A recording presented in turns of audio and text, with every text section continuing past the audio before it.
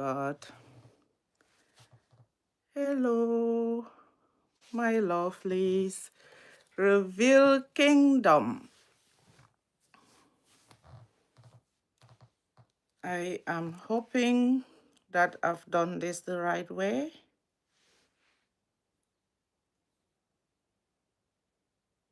Let me check.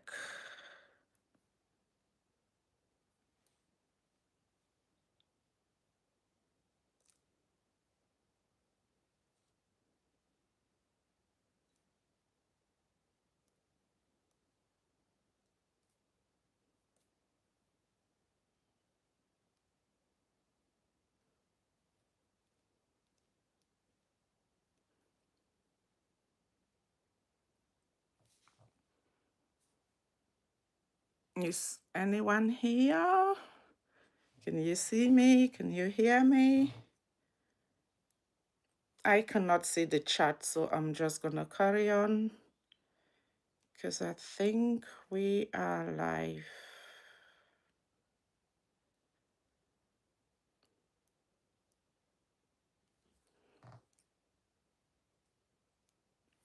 Okay, so you are welcome, my amazing people. Thank you for joining me today. I'm trying to get used to doing this on this space as well. I sadly cannot see the chat, so if I do not say your name or welcome you, it is because you are not popping up on this chat box. So I'm just going to carry on. Today, we are talking about lenses through which we see life. Okay, not the eyes, although the eye also matters. What you see and interpret basically determines how you react to it. So it's about your perspective, your perception, and your interpretation and the meaning that you give to events. Because when your eyes observe something, that is just one aspect of seeing. Okay, and then you go to the interpretation of what you have seen. What does it mean?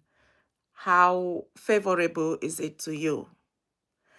And then you can leave that first interpretation be the end of it, or you can reframe it and make a different kind of meaning out of that interpretation that you initially had.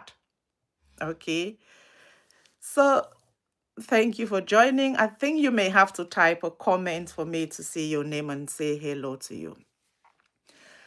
The first aspects of perception that we want to talk about is who am I? But before we go to that, I want to say a little story. Hello, Daisy. Good morning or afternoon or evening, wherever you're joining from. Thank you so much for joining this live stream. Okay, so perception starts from you. Like, who am I?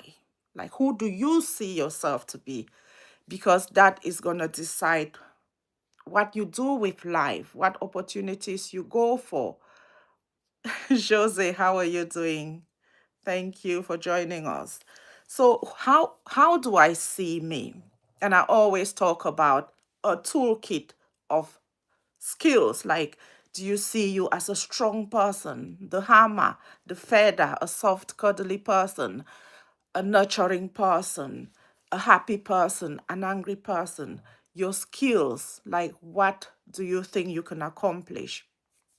The way you see that aspect of you will determine how you engage with other people. I read a very beautiful example in this mindset book about my glasses. These are prescribed glasses, and I see very well when I'm using these. Now, if you came to me and told me that you're struggling to see, and I took these glasses and gave them to you and said, there you go. Let me help you, my friend. You can have my glasses. Okay. These are prescribed based on my issues of sight. If I gave them to you, however good my intentions, they are probably not going to work that well for you. You take the glasses and think, it's not working. I can see through these lenses that you gave me. And I think the psychological and emotional lenses that we see other people through. When you make a statement, you expect people to hear you the way you spoke about you.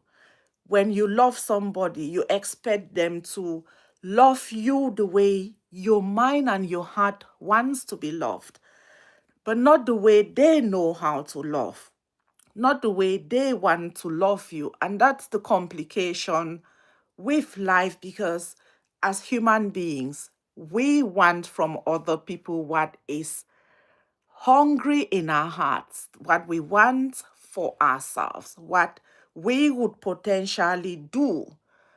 But that is you, that is your lens, that is your view, that is your need.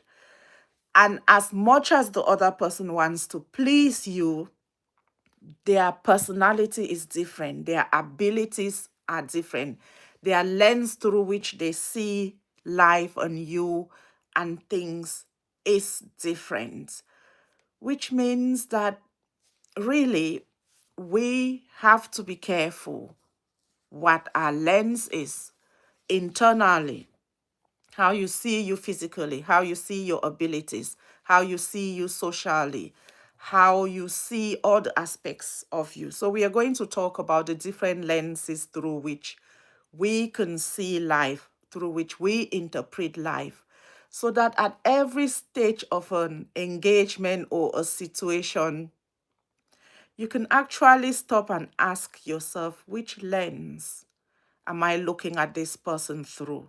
Which lens am I looking at this problem through? Which lens am I looking at this ability and this possibility through? Is it my lens of fear, my lens of limitation, my lens of ability, my lens of trauma? Like, those are the different kinds of lenses. Like, how were you brought up? How you grow from a certain age to a certain age is your parental lens. You see life through the eyes of your caregivers. How did they raise you? What did they say to you about your abilities, your beauty, your personality?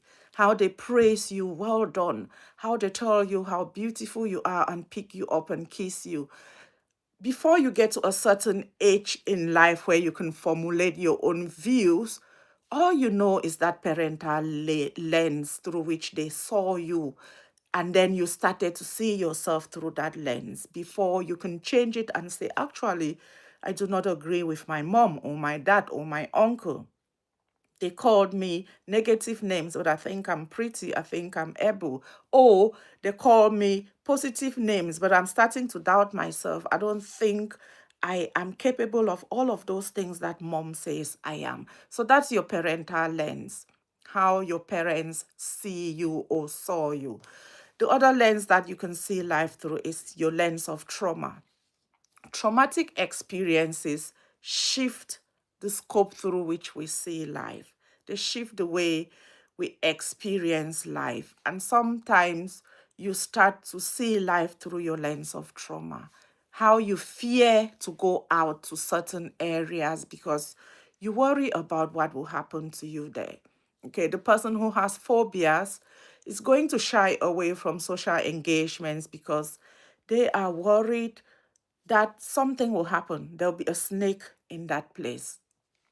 The person who has experienced crime or attack is going to stay indoors, not go out in the dark because everyone is negative from their experience, or this group and stereotype of people pose risk because your trauma is triggering you every time you think about certain things that you want to do. So the other lens that you see life through is your cultural lens. Culture is like the embodiment of who we are, how you dress, what you eat, what you enjoy. And by the time you get to some stages of your life, you love certain meals and you hate certain meals.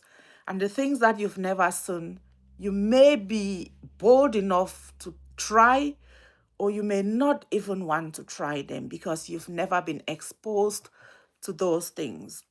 So, culture influences your choices of dressing, your expectations of how you need to do this and how you need to do that, and marriage, and even money. And so you find that you can be a certain kind of person and personality based only from your culture.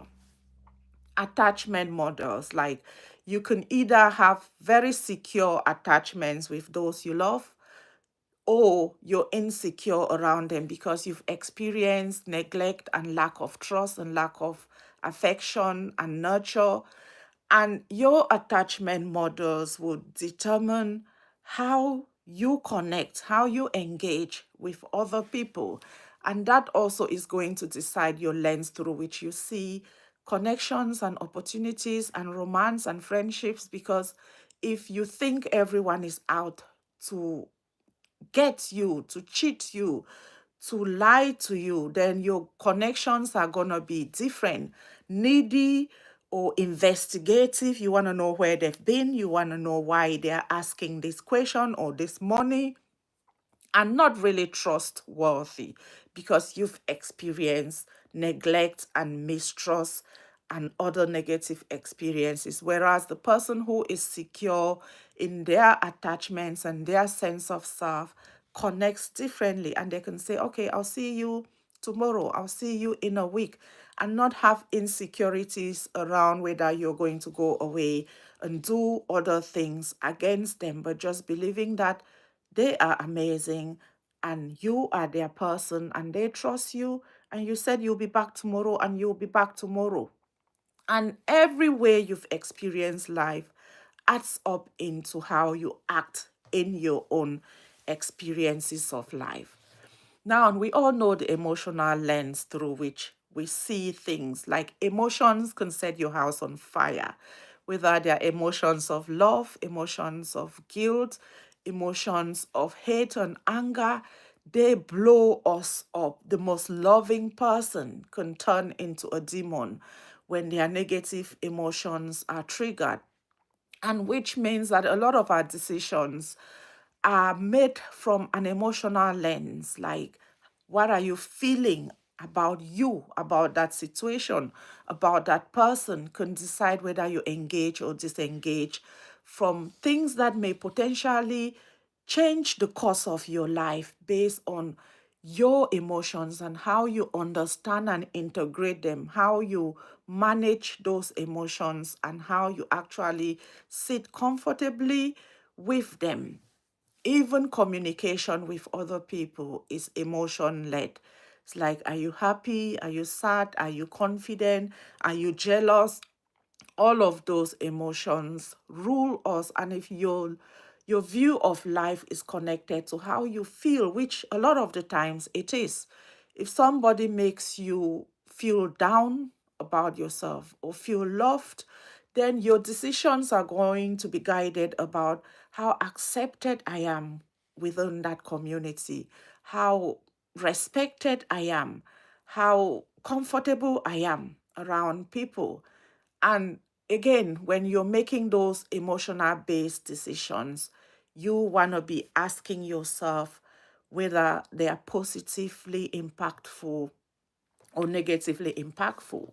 Then we have the psychological lens, and that's the lens where you're dealing with facts and logic, and also just what you generally believe, your thoughts, what you're thinking also rules you. Because if you're thinking that this person is a scam, if you're thinking that this opportunity will not work, if you're thinking that you're not worth it or able to do it, then you're very likely not going to engage. And things like phobia and cognitive experiences also go within that side of things. What do you believe? What are your beliefs about money, about marriage, about romance, about God? Those things are going to influence the course of your life positively or negatively, depending on the positivity or negativity of those beliefs. And that's another thing that you can go and shape and alter when you are thinking about improving your life and moving it forward.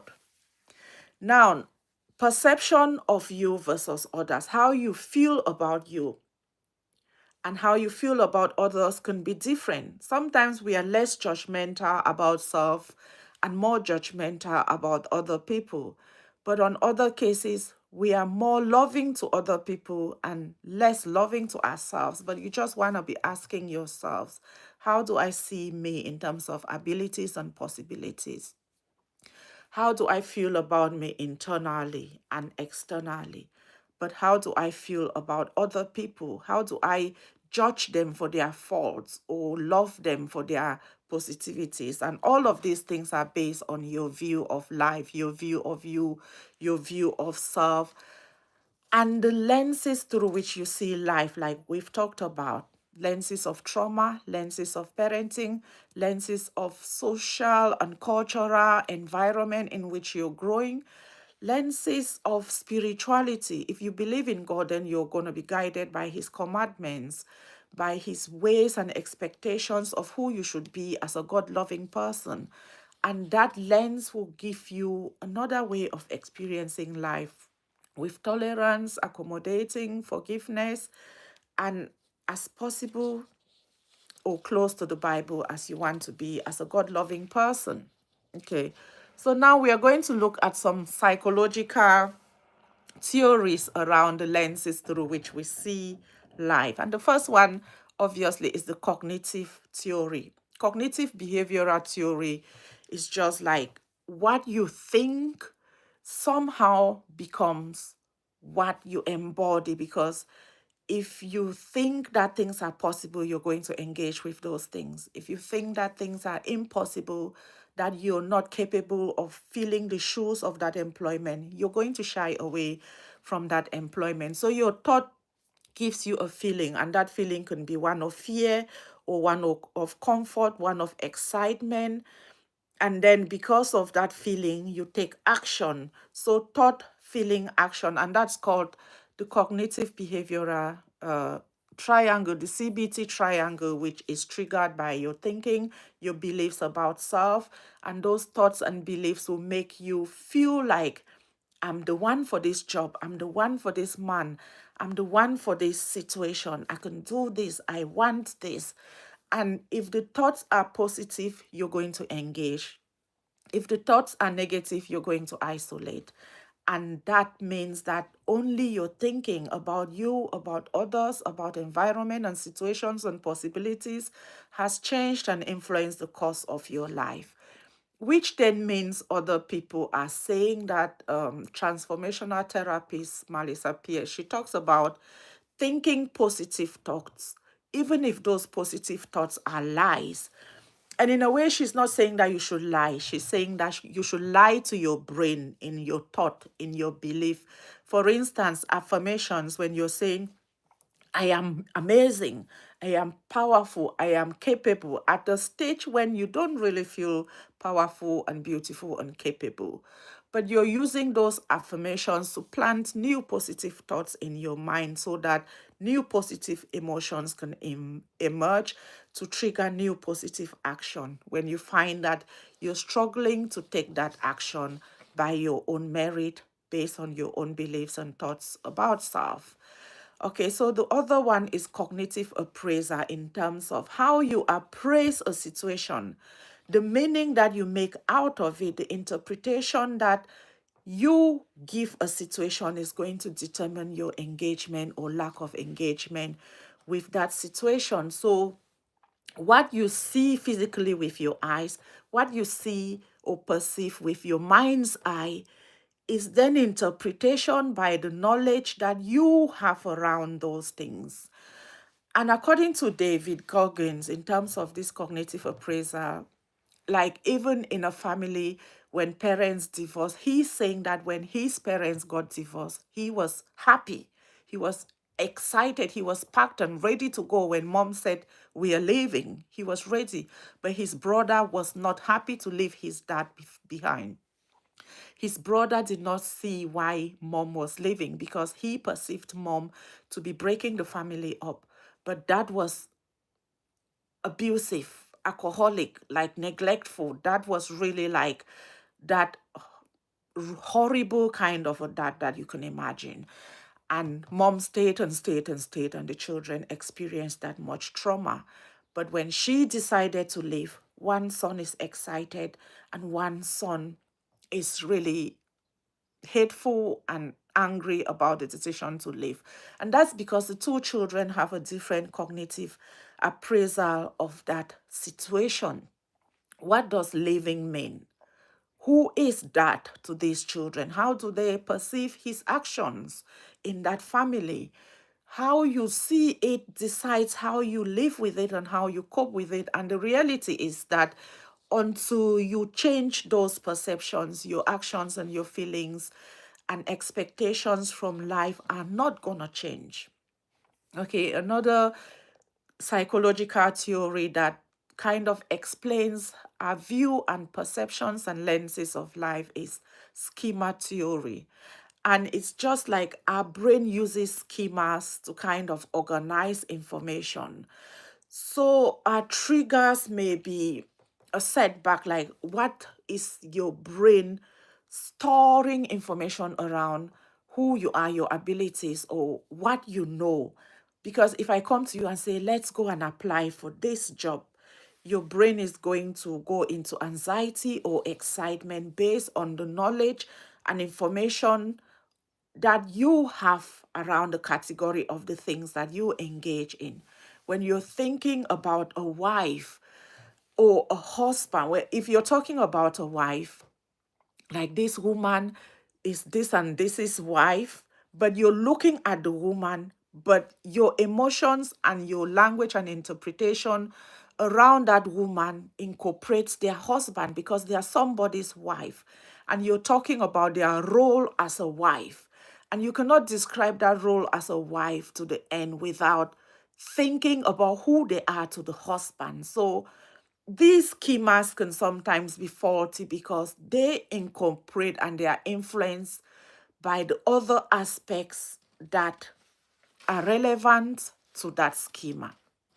Okay, so social psychology is another theory that influences the lens through which you see life because we learn by interpreting our environments. If you're in a cultural space where women are expected to behave a certain way, where men are expected to be the family providers, the family head, your interpretation of the man who is working versus the man who is not working is going to be based on the expectations of your social environment, to the point where some people will be think you view some people as useless, view some people as not good enough based on what they are able to provide socially in accordance to their environments.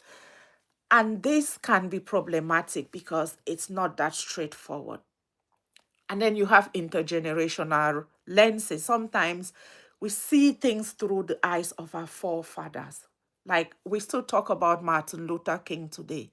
I have a dream that these and these will sit side by side.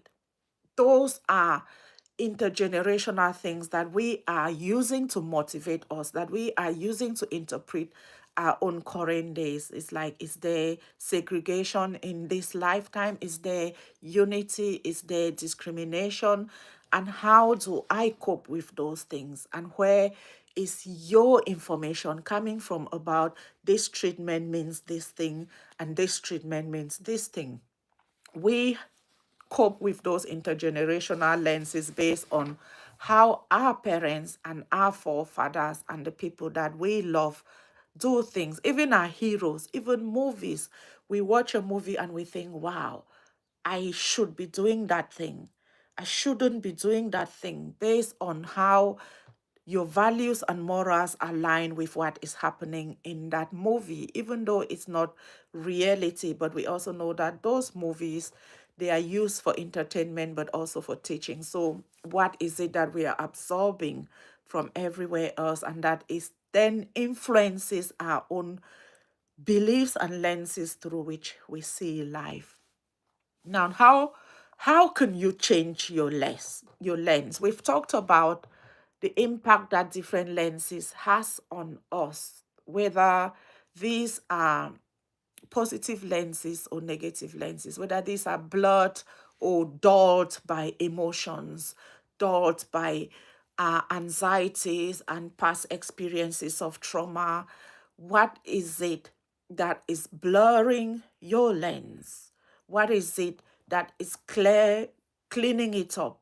You have to be that objective force and kind of go into your experiences, how you see things, and see how you can manage those lenses to accommodate you and socialize you better. So, how can we change it? How can we get better at these perspectives and perceptions and ways in which we see life? The first one is your scope. Adjust your scope. Okay. Like the scope is how narrow minded, how do you see things like this? Do you see things this narrow or this wide? When you are able to widen the scope through which you see life, maximize the lens through which you see things, like go through your hypothesis again. Just because you thought about this thing first does not mean that that first thought is the best thought. Just because you thought this person hates you does not mean that they hate you. Just because you thought that this action means witchcraft does not mean that it's witchcraft. Like you really have to go back through your hypothesis and explore them, have meaningful conversations, see what the other person's point of view is when they said that thing. What did they really mean? A lot of the times we run into quick conclusions about our skills, our abilities, our possibilities, about our connections and what they did and what they meant.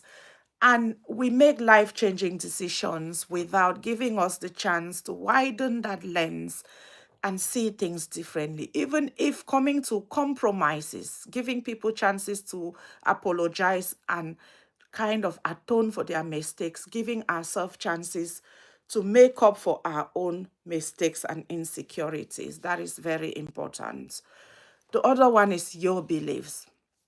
We've said that we act on what we believe to be real, to be true, to be important, to be possible for us. So when you don't see yourself as able, when you don't believe that this opportunity is going to be breakthrough for you, then you're not going to engage in those opportunities. But when you go back and reevaluate your beliefs, are these facts? How, what are the facts that you have to justify these beliefs that they are real and permanent in that situation that you're looking at?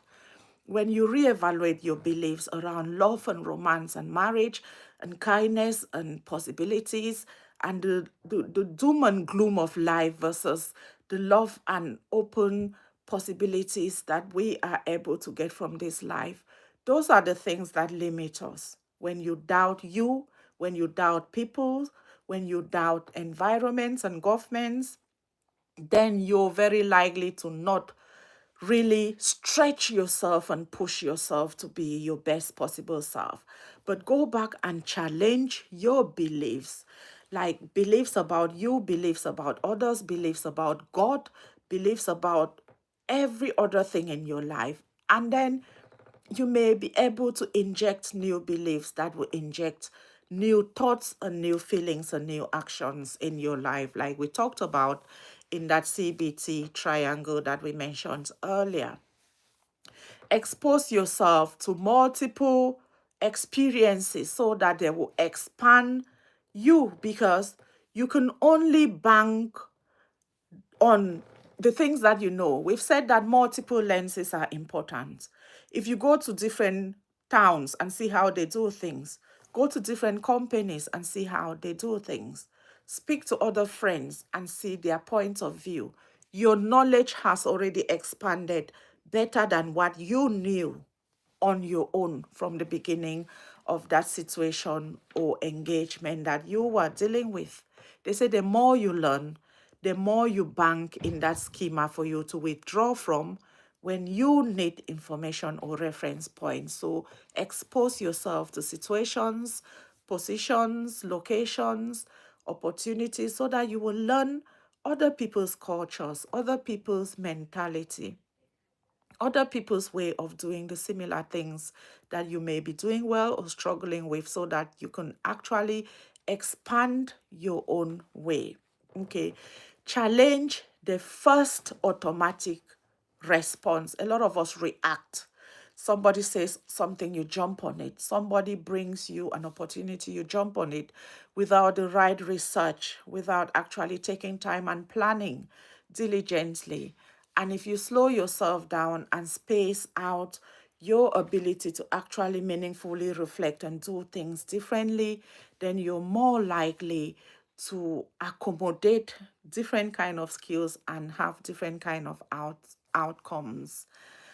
And then we also have mindfulness, like lens when life is spinning and everything is rushing and we're in crisis mood, we are in rush, do this, catch the train before it leaves the station. Metaphorically, we lose focus, we lose kind of diligence and foresight, and we do things in that rush without actually giving ourselves time to go into the best zone, figure out the best approaches, take the first steps, and do it to the end.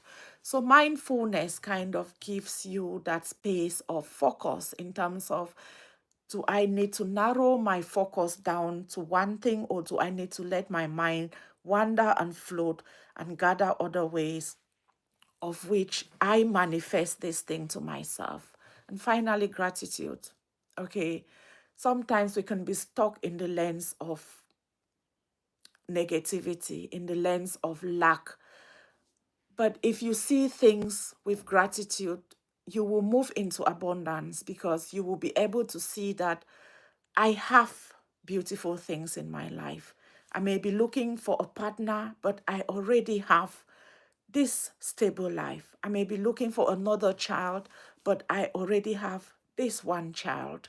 I may be looking for other opportunities or higher income, but I already have this minimal income. When you embrace gratitude, you open the gates of abundance in your life, because acknowledging the plenty that you already have, even when you seek more, will let you know that you are already able and capable. But when you're stuck in that scarcity mindset, when you're stuck in that negativity mindset, all you see is what you've experienced, what has been traumatic, what wrong has been done you. It's just going to spin you around that mindset of hate and lack of, like, everything. And I think that's that emotional lens through which you see life, which is lacking and low and shameful or guilt or anger or all of those other experiences. But ultimately, this reflection has been one that will get you to see how you look at things in your life. How do you look at the things that are happening in your life right now? How do you look at the things that have happened in your life in the past? And most importantly, how do you look at the things that have the potential to happen in your life in the future? And when you're able to clarify these lenses through which you see life and see what you can do to make them less blurry, less painful, less like hateful, less shameful, then you have already improved your life without more income, without new love, without external influence. Like, what can you do for yourself by adjusting that psychological lens through which you see life before external experiences enhance your life positively? I hope you have enjoyed this. I hope it has intrigued something in you that you would do differently. And if so, please share this. Please invite a friend or two to follow us. And hopefully, from time to time, I'll jump here live and get some information for us to use to influence our lives positively. My name is Aso, and I'm a social worker by profession. I make these mindset healing and empowerment videos for my own benefit and hopefully for the benefit of even one person who is watching. So have a lovely, lovely, blessed day.